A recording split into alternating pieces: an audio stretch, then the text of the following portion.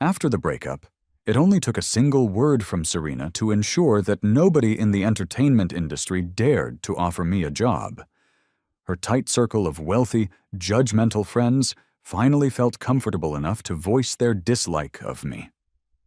They would say things like, "I never liked Elias's vibe anyway," or "He acts so arrogant all day long," and tell her, "You were just too good to him."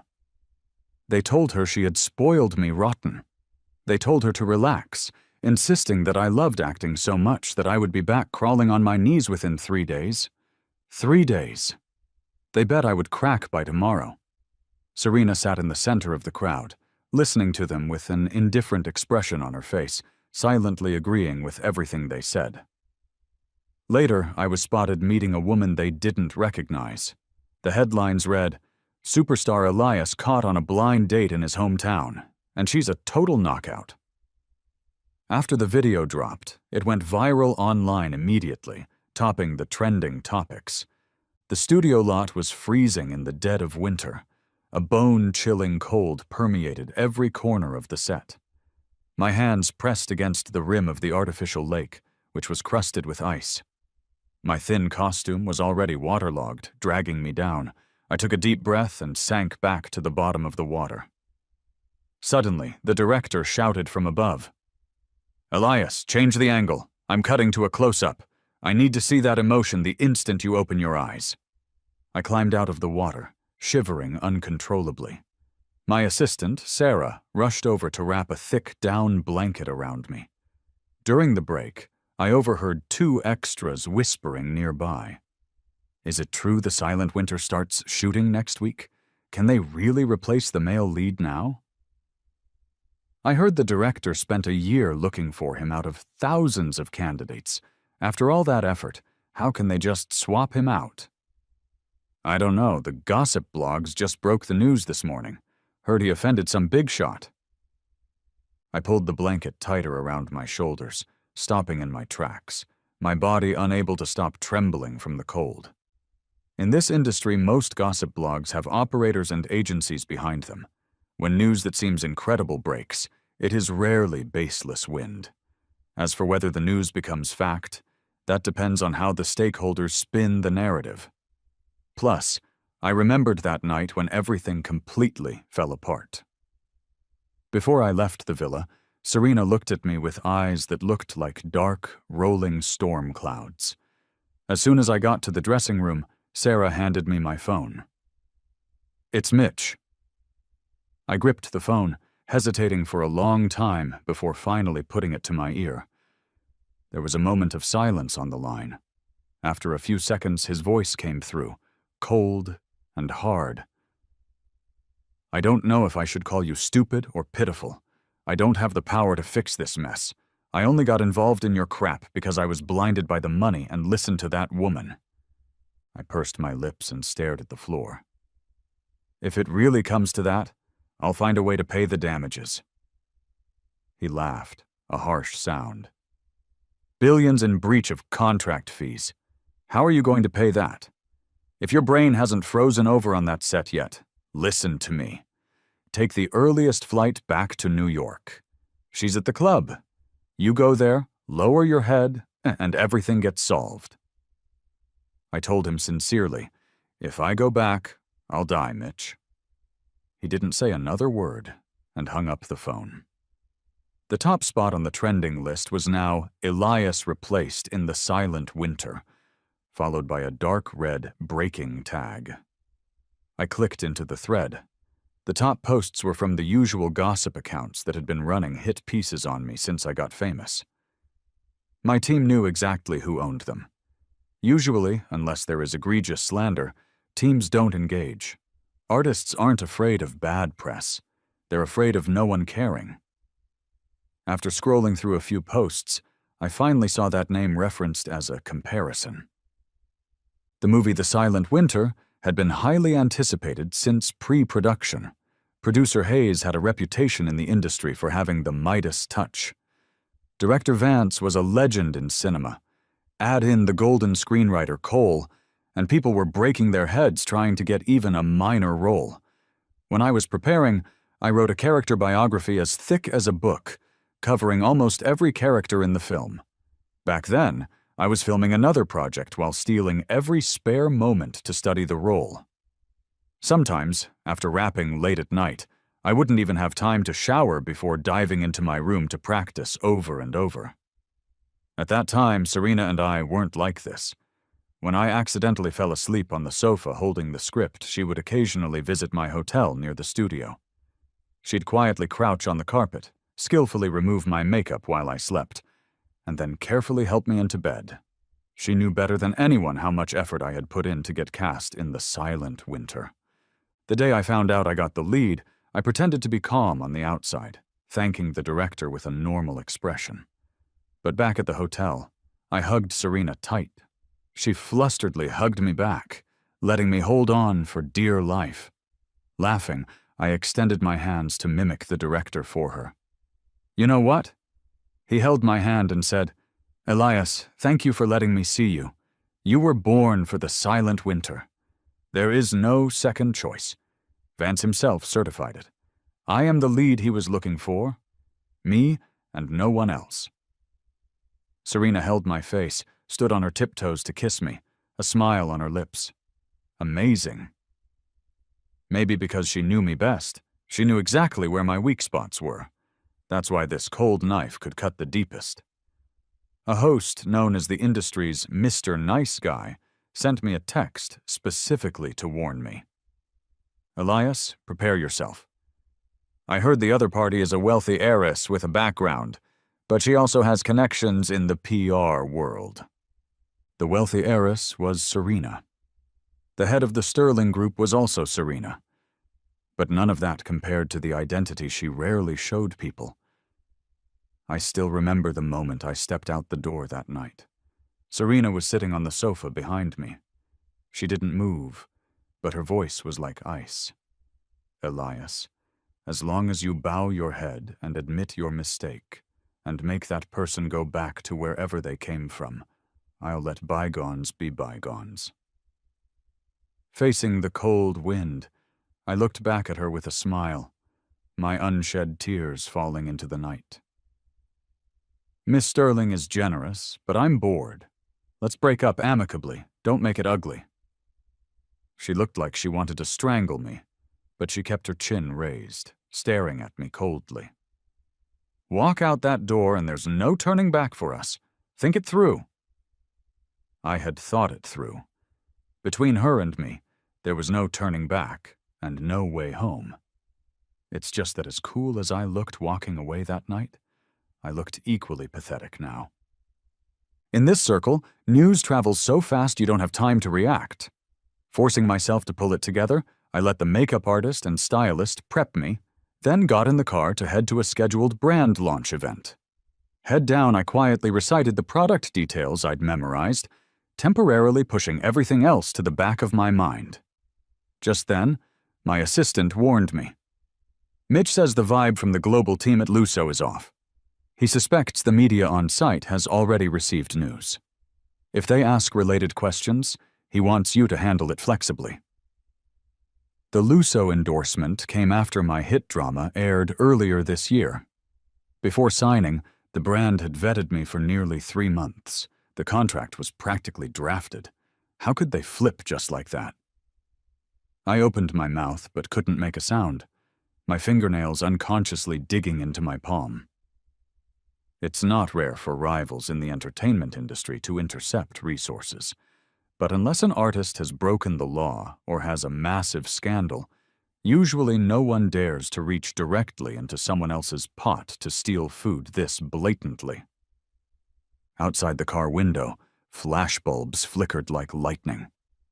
The piercing light cut through the glass, dancing recklessly across my pale face. Faces distorted by eagerness pressed against the window like a pack of greedy wolves waiting to tear me apart alive. Elias, we heard Lusso replaced you as global ambassador. Is it true? Rumor has it your lead role in The Silent Winter is gone too. Did you offend a donor, or are you involved in tax evasion? Elias, can you say a few words? I tightened my grip, straightened my spine, and walked from the besieged car to the center of the red carpet. Raising my head, I scanned everyone with a calm expression, then flashed a smile. Today is the launch event for Luso. I hope everyone focuses on the new products being released. They are the protagonists today. With that, I ignored the irrelevant questions, smiled at the host, and signaled her with my eyes to relax and continue the event. After the launch, the car exited through a quiet side road. I leaned against the window, watching the scenery pass in silence. We picked up Mitch halfway. He was still frosty, debriefing me the moment he sat down. I talked to producer Hayes about the silent winter. I've suppressed the news for now, and there's no official announcement yet, so we can still fight for it. We can't lose the endorsements. If the movie and the business deals both tank, your resources in this industry will plummet. If you wanted to break up, you should have done it earlier. If you were smart, you would have ridden the wave back then, grabbed some resources and ran. Now you're poking the bear. I really don't get what's going on in that head of yours. In all my years with Serena, I never accepted any resources or connections she offered, except for Mitch. When I met her, I was just a D-list actor without a proper agent. Serena took me to meet Mitch back then, and he's managed me ever since. Mitch was famous for his explosive temper. Sometimes he yelled even at me. I was used to it. I remembered how, over the years, he'd drilled it into me. Don't talk about true love and futures with a woman like that. You won't even know how you died. I was stubborn, stupid. I had to hit the brick wall until I was broken. I had held on until now, just one step away from my dream. At first, it was to prove myself. Later, gradually, I tasted the success of my career and became obsessed with winning. When Serena's massive hand came down to cover the sky, I had almost no room to fight back. I was still unwilling to give up. I hadn't reached the peak I had aspired to all those years ago. A few days later, Mitch told me the producer of The Silent Winter was at the Imperial Club. I drove over immediately. When I was with Serena, she brought me here many times. The waiter saw me, bowed out of habit, and invited me in without reservation. When I pushed the door open, Mitch was already half drunk in the private room. Seeing me standing there in a daze, he laughed coldly. "What are you standing there for? Do I need to teach you?" Thanks to Serena, I had rarely needed to schmooze or attend these kinds of business dinners over the years. I awkwardly poured wine, awkwardly smiled, and fawned. "Producer Hayes, Director Vance, I've prepared for The Silent Winter for so long. I almost treat it as the next milestone of my life. I can say with confidence, as long as you two don't give up on me, I won't let you down. I can see the blood and sweat you've put into this movie. Are you really okay with letting it go? Are you okay with letting it shine with a flaw?" Around the table, everyone watched us in silence. Director Vance averted his eyes, looking pained. Producer Hayes pushed up his glasses, stood up, picked up his wine glass, tapped it against mine in the air, and downed it. "Elias, I hope you find better opportunities. We just don't have the fate this time." At this point, any smart person would know what that meant. Outside the room, Mitch leaned against the wall, lit a cigarette, and pointed to the end of the hallway. "Elias, I've managed you for years. Because of that woman, Serena, I've cursed you out plenty. I was afraid you'd break up with her, but also afraid you'd get too tangled up. I calculated your downfall, but I never expected you to pull a stunt like this. Not even God can save you now. The real God is right over there. It's the last chance for your career. Your choice." That private suite at the quiet end of the hall.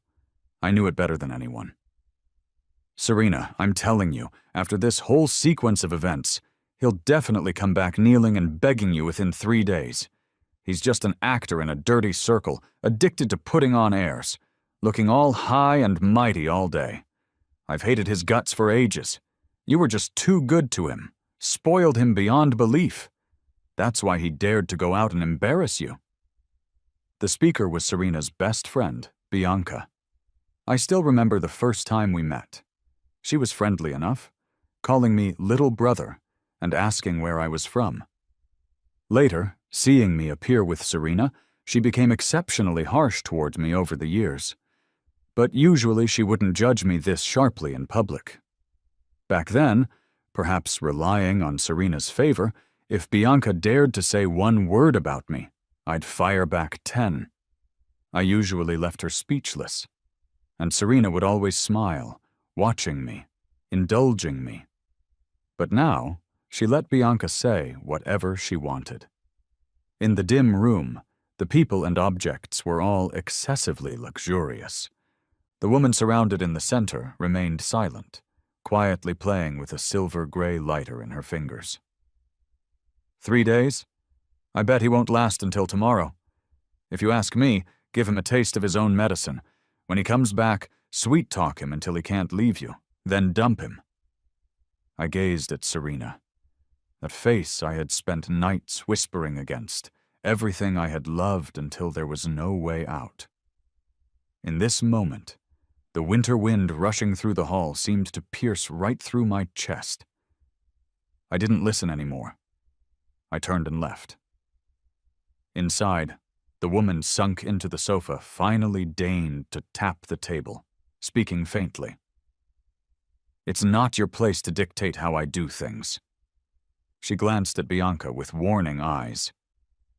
"I remember telling you to watch your mouth in front of me. Did a donkey kick your brain? Oh, look at you, the great romantic still defending him." Serena glanced at her lazily, stood up, grabbed her coat, and walked out. Someone nudged Bianca's arm. "Cut it out. I thought you liked Elias. Didn't you give the idea for his birthday gift that one year?" Bianca took a deep breath, watching Serena leave. "No way. A filthy outsider looking down on everyone all day.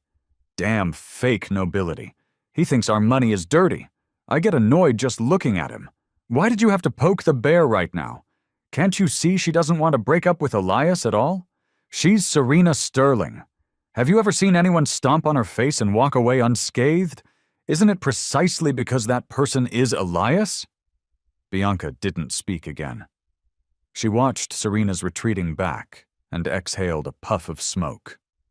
When I met Serena, I was just an extra on set. Back then, talent scout was still a glittering profession. Sharp eyes outlined the innocence and dreams of countless boys and girls, including mine. The memory of being chased down the street by a scout was old now. I only remember his praise. "You were born to be a star."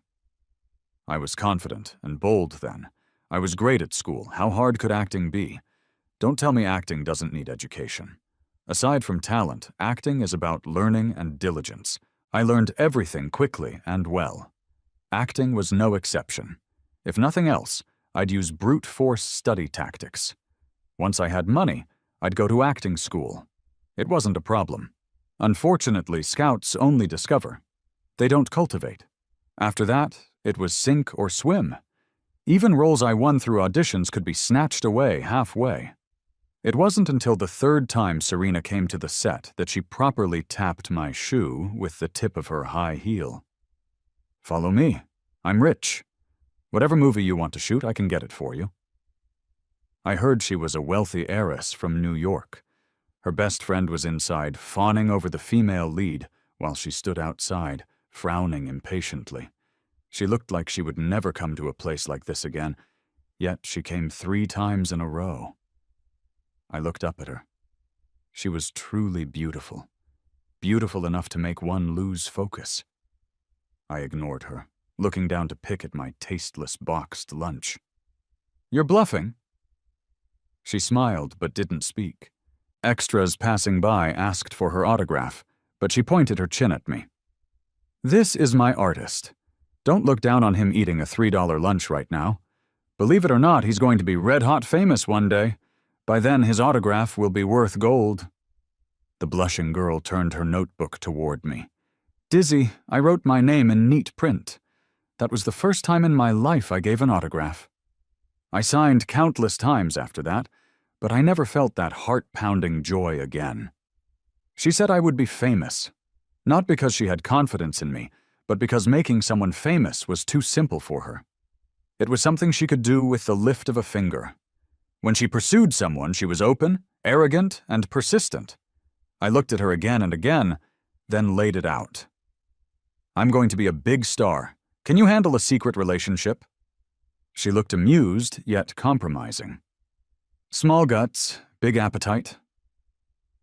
It wasn't until many years later that I understood how massive her power really was. Even during our most passionate times, I never tried to pry. I only knew that a casual complaint from me, a single phone call from her, and the next second resources I couldn't even dream of would be delivered right to me. She didn't care about rules or fairness. Everything was at her whim. I stared at the script placed in my hands, the male-led role that had already been cast but was temporarily revoked for me. For a long time, I sat in silence, not knowing what to say. She didn't think these things were worth thinking about, but she was willing to explain patiently. We exchanged a project of equal resources with him. You don't have to worry about it. The other party is very satisfied. Tailor-made big-budget movies, an independent agency, luxury endorsements without a vetting period. Back then, if I wanted, I could have reached the sky in a single step. But I was young, harboring a determination to compete with the world. I wanted my dream to shine honorably. I didn't want to stand beside her unable to lift my head. I wanted to stand shoulder to shoulder with her, openly and honestly. Her trick of valuing people was always the same, just like with the boys she met before. Those boys gave her pleasure, and she wasn't stingy. The resources that could smooth a star's path were worthless to her, but they brought her amusement. It was a good deal, and it required zero effort. After hitting a wall a few times, she glanced at me and said dully, "Fine, suit yourself?" Eventually, I exploded in popularity during that hot summer due to a phenomenal period drama. The price of fame was separation. That year, I could count the times I saw her on one hand. Often she was the one waiting for me. Occasionally, when she couldn't wait, she'd fly back. Until that one time, I went to film in the remote mountains, and she suddenly blocked me on everything. After wrapping, I took half a month off and flew to New York to coax her. In love, she was arrogant but surprisingly easy to soothe. I just dragged my suitcase and stood in front of her door, and she surrendered. I used 8 years to go from being dispensable in her heart to becoming a towering tree, nourished by flesh and blood, difficult to uproot. And these roots planted deep in her bones and flesh also entangled my soul. I didn't understand then. Even after she started caring, she wasn't really satisfied with my job, yet she was willing to fully support me. It wasn't until that argument that I understood why. She wasn't as steady then as she is now. She was young and brash, letting emotions hurt herself and others. You don't answer calls, you don't reply to texts. I don't need a boyfriend who is never around, nor a boyfriend who is constantly in danger. Is filming that important? You don't even care about your life. What am I to you? A stranger? An outsider? You can't show me off and you don't use me. If it's like this, why bother dating? We both held our ground, opposing each other like a silent tug of war. I peeled myself open, craving validation. I act like my life depends on it. I want to win awards, many, many awards. That way your mother won't look down on me. I always think if I have a certain social status, only then can I be worthy of you. What else can I use to compete? Except for this path of acting, I have no other ladder to the sky. She just looked at me coldly. Even if you win every award in the world, so what? Who cares about those worthless things? You want status? You want awards? It's just one word from me. You make yourself so pathetic. What are you actually after? If you truly wanted to stand by my side, you should have thought about how to walk the path I planned for you, instead of wasting time on these meaningless things." Her words were too heavy. They smashed the wound until it festered. She lowered her head and apologized over and over. She never needed to apologize in her life. She used almost a lifetime's worth of apologies on me. What was I after? Many times I wanted to ask myself, what was I after? Seeking true love isn't profitable. Seeking money isn't worthy. Serena, you always asked me, what are you to me? This is the answer. My dream, which I once cherished so dearly, was used by me as a bargaining chip to love you. The car drove out of the club parking lot. As it turned, I looked out the window. A person stood under the street lamp, wearing a long black coat, a scarf loosely draped around her neck. The cigarette in her fingers flickered. Her gaze looked straight at me. This was the first time we'd seen each other in all these days of panic. The security at the gate automatically stopped the car for her. She walked over. Her expression was cold, her tone thin. "You came to find me. Why didn't you come in?" I looked at her through the window, a foot of distance between us. "Forcing me into a dead end? Is this what you wanted to see?" She crushed the cigarette in her hand, a cold sneer appearing on her lips. "Elias, all these years, did you really think about a future with me? Your eyes only see your dreams, only those worthless awards. You know my family doesn't like you. They mind your job. If you wanted to act, wanted to stay in entertainment, I blocked everything I could for you. If you had just taken the awards you needed earlier, you wouldn't have regrets. You could have come to my company or any unit you wanted, but did you ever think about taking a step back for me?" I chuckled softly, turning my head to look the other way. The car window reflected my red-rimmed eyes. At this moment, I couldn't clearly define the boundary between love and hate.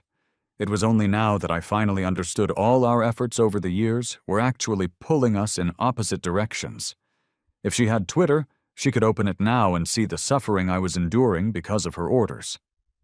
The hashtag "Elias is a sugar baby blacklisted by his sponsor" had been hanging on the trending list for half a day. But she wouldn't. Her life was high above, ignoring the mundane world. Even her social media account was registered by me pestering her in the very beginning. To this day, she surely couldn't remember that old password, nor could she retrieve the account. I wiped the tears from under my eyes and turned to smile at her. "I'm sorry. It took me so many years to say this. We really aren't right for each other." The car drove away. In the rearview mirror, that person became a lonely black dot, desolate in the wind and snow. My heart felt torn into fragments, reason and emotion tugging at each other in my mind. For a moment, I wanted to run back to her regardless of everything. To hell with eternity. Life is about getting drunk today while there is wine. My phone chimed timely. A message came in. "I can help you solve all this." My finger swiped a few times, typing out a reply, the tone full of mockery. "Bianca, don't tell me you've been targeting me all these years because you have a crush on me," she replied quickly. 2 messages popped up instantly. "What if I said yes?" She didn't dare tell you, did she? While you were under siege, she met one boy after another. All marriage candidates her mother likes. Skipping that message, I replied to the previous one. "What if I said yes?" Lukewarm, with a sincere tone. "Then you really are cheap." Because of the uproar, after my new drama wrapped, almost all my business activities and film projects were suspended. But fortunately, no brands issued termination statements, which meant I didn't need to pay sky-high penalties yet. On one hand, I hadn't committed any crimes. On the other, the so-called black material was confusing and unverified because the leakers didn't dare release any information about Serena. After staying in my empty house for a few days, deciding to go home to rest was a split-second decision. Because of filming, I hadn't been home to celebrate the New Year properly in nearly 10 years. The plane landed in Minnesota. My hometown welcomed me with sky-filling snow. The frozen world was welcoming wave after wave of winter tourists. It was an hour-and-a-half drive from the airport to my house. Entering the door, I saw my parents hurriedly packing luggage. Under their astonished gazes, I took off my scarf. "Where are you going?" My mother clapped her hands happily, circling me, looking me up and down. "How come you're back? I was thinking your dad and I would go see you." I smiled, resting my head on her shoulder, unloading the burden from my body. They had seen the news and were afraid I was having a hard time alone out there. My father, a man of few words, sat at the table pretending not to care as he glanced at me several times. "Good that you're back. Let's have a good New Year." In that moment, I realized how selfish I was. I shattered myself outside, and they stitched me back together without complaint, tirelessly, anytime. Just like that year when they took their awkwardness and helplessness all the way to New York to meet that noble lady. Before the meeting, I was immersed in complacency, thinking the struggle was ushering in the light. So much so that I ignored the inescapable humility and fawning they displayed in front of Serena's mother. Then a phone call summoned Serena away. The poised, elegant lady smiled at my mother and asked, "You must be very proud to have raised such a son, right?" Only in this moment did my mother puff out her chest, showing off the pride she held in her palm. "Yes, ever since he was little." Her unfinished sentence was interrupted. The woman put down her teacup and continued, "He was able to climb up to a family like ours without any effort." My mother smiled and held my hand, using the greatest grace of her life to swallow all the humiliation. It was only then that I knew what kind of effort Serena had put in for this unequal meeting. I didn't know how she persuaded her mother, and she would never know that in the short 5 minutes she was gone, all her efforts and the rest of our lives were burned to ashes in an instant. A few days later, Sarah called me in the middle of the night. "Elias, you're trending again." I opened Twitter. There were 4 or 5 topics related to me occupying the top of the list. The hashtag #EliasBlindDateBeauty was blatantly hanging at number 1. The video showed me talking to a strange woman in a noodle shop, leaving together and getting into a car. Fortunately, the person filming had heavily pixelated Elena's face. People who didn't know her well wouldn't recognize her. Maybe it was the atmosphere, but it was misunderstood as a blind date. Elena's face floated in my mind. The little girl who used to hide behind me when bullied had now grown into a graceful, traditional Chinese medicine practitioner. Only when facing me, she would still blush awkwardly. "Auntie said your stomach isn't good. Come to the clinic when you have time." When leaving, she smiled and said, "Elias, the you I know is brave and unyielding. I've watched all your shows. You are amazing. A temporary landing isn't the end. The soaring eagle never drops its ambition. I believe you will climb the peak again." Mom, really? Was my condition that bad? I never thought of giving up. I just hadn't found a way out yet. It wasn't until I stood in the live stream room that I felt a bit dazed. That day, I tactfully reminded the town mayor I was blacklisted, and the reason wasn't pretty. I was afraid the controversy would affect the stream. He waved his big hand. "Fear what? Who cares what big shot she is? Can her hand reach all the way out here to the boonies? I know you're a good kid. You're willing to come help our farmers. Behind you stand the people. No one can touch you." The comment section instantly flooded with people. Besides fans concerned about my whereabouts and haters, there were passers-by watching the drama. "Isn't this the soft rice king Elias who cheated? The mooch among mooches. A real man. Why is he selling goods now? No way, actors aren't acting anymore. They're becoming influencers?" Can you actors stop doing sales? My God, next time I watch your show, I'll just picture you selling stuff in a live stream. It breaks the immersion. What sales? Are you blind? This is charity aid for farmers. He's not earning your money, and nobody forced you to buy. Watching the surging comment section, I replied gently, "It's okay. Although I'm not doing too well, the products from my hometown are very good. These are wild hazel mushrooms, picked and dried by hand, no additives. This is dry sausage. They say it takes 3 pounds of pork to make 1 pound of this air-dried sausage. You can break it and eat it directly, slice it for an appetizer, or make clay pot rice or stir-fry. It's super delicious." People kept spamming the chat. When I saw the words, "The Silent Winter," I paused. I continued introducing products with a normal expression. Before the broadcast, I had visited the sites with them for 3 or 4 days and spent the nights preparing materials. I could recite the details of almost every product backward. The livestream continued for 2 days amidst a mix of curses and praise. Until the 3rd day, clips of the stream from different angles suddenly exploded on the internet. The most viral clip was me smiling at the camera, saying, "I'm not doing too well, but my hometown's products are very good." All my past achievements and history, my obscure actions were dug up and reinterpreted. Many people commented below, "Elias, you are good, you are very good, and your family's stuff is good too." On the 3rd day, catching everyone off guard, the inventory of 20,000 orders sold out within seconds of opening. The host beside me was a young guy who had returned to his hometown to work. Seeing this, he almost cried. Only then did I bend down to look closely at the comments. "I'm crying. Elias, with this kind of perseverance, you'll succeed at anything you do."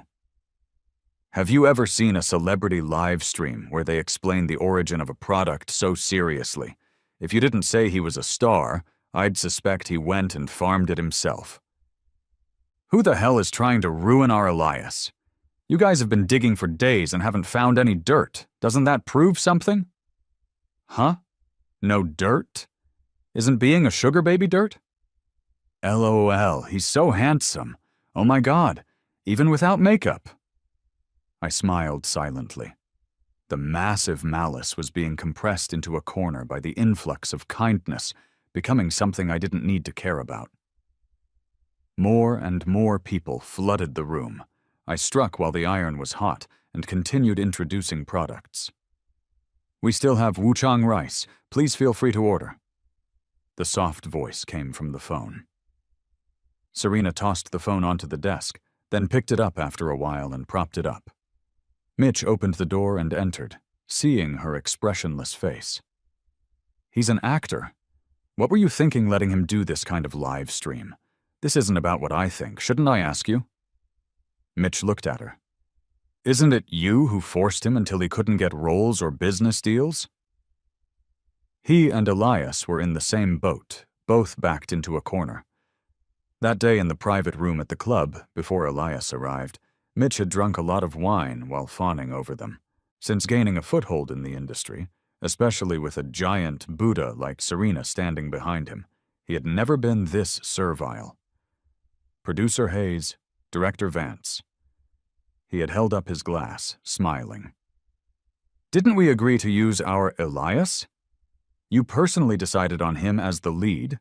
No one knows better than you how suitable he is. How did it suddenly change? You two tell me, is there any wiggle room for this movie? Can I, Mitch, beg for it?" People at the table advised him. He had so many artists under him. Elias was just one. If he's discarded, he's discarded. Mitch thought to himself, he's different. Elias is different. The first time he saw Elias, a boy in his early 20s, he truly was born to be a star.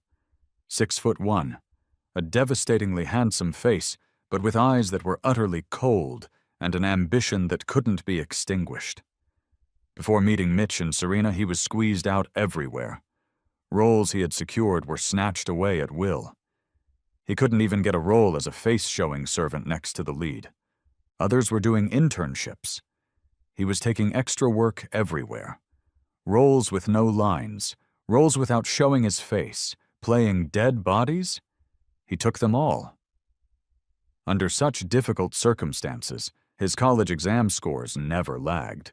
He even graduated with honors. Mitch initially looked down on him, thinking he was just another useless vase arranged by a woman.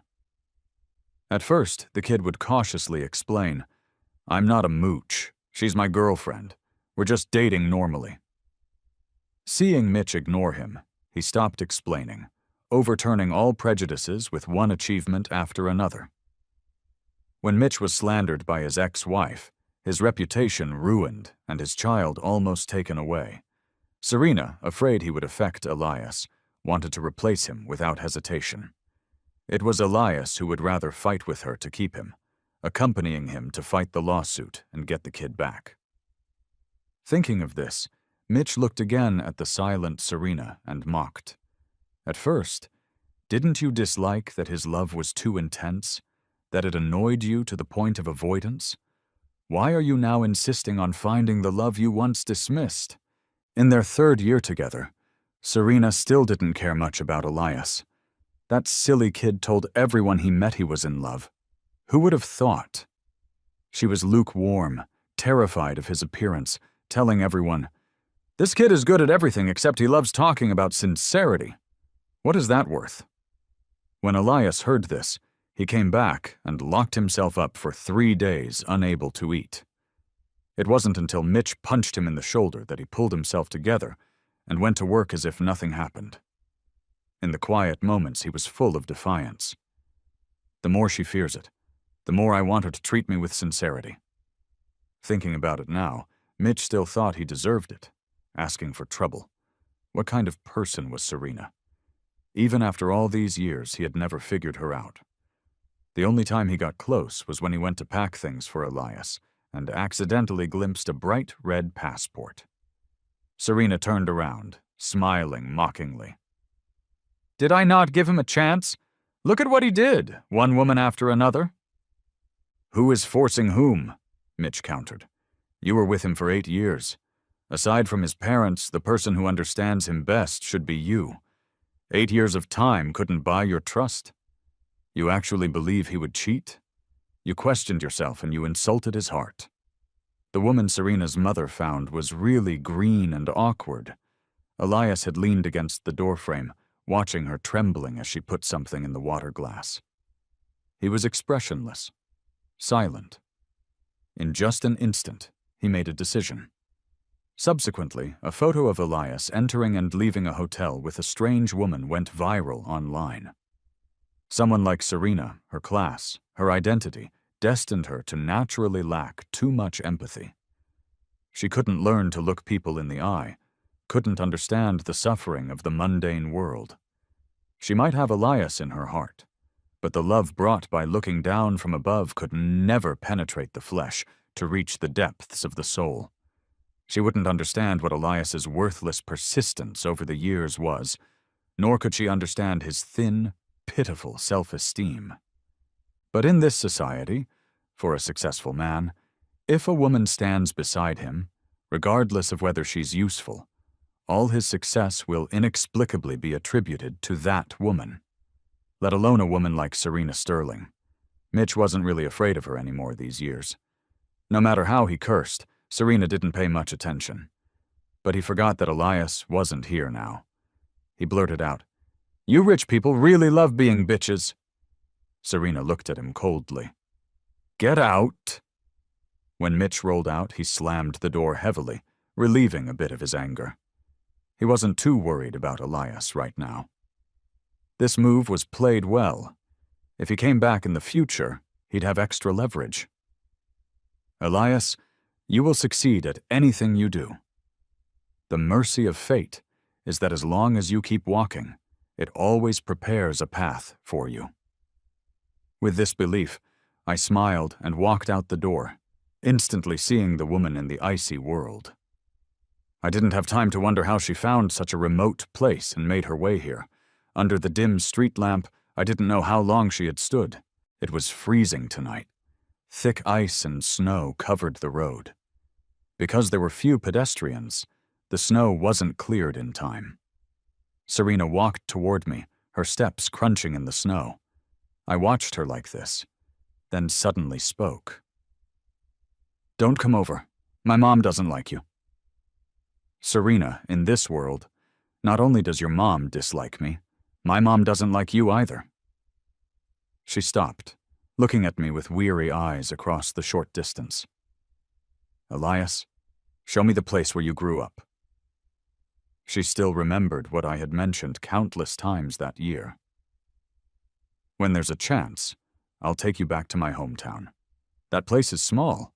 We can hold hands on the street and no one will recognize us." When I loved to the extreme, I wanted to tell her all the past she hadn't been part of, preferably measuring the land I grew up on inch by inch, bringing her to see it in person.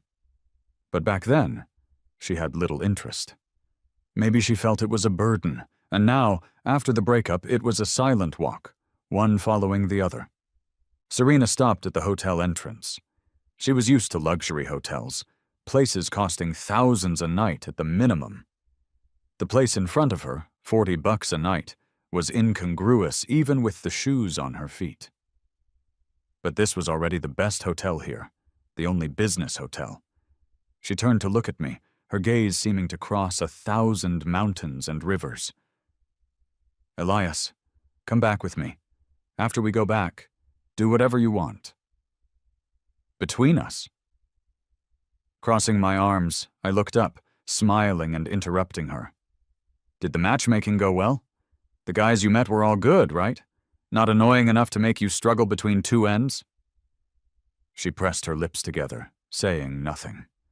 I left silently. After getting in the car, I reached into my pocket, and my fingers touched something. I took it out and looked at it under the passing streetlights.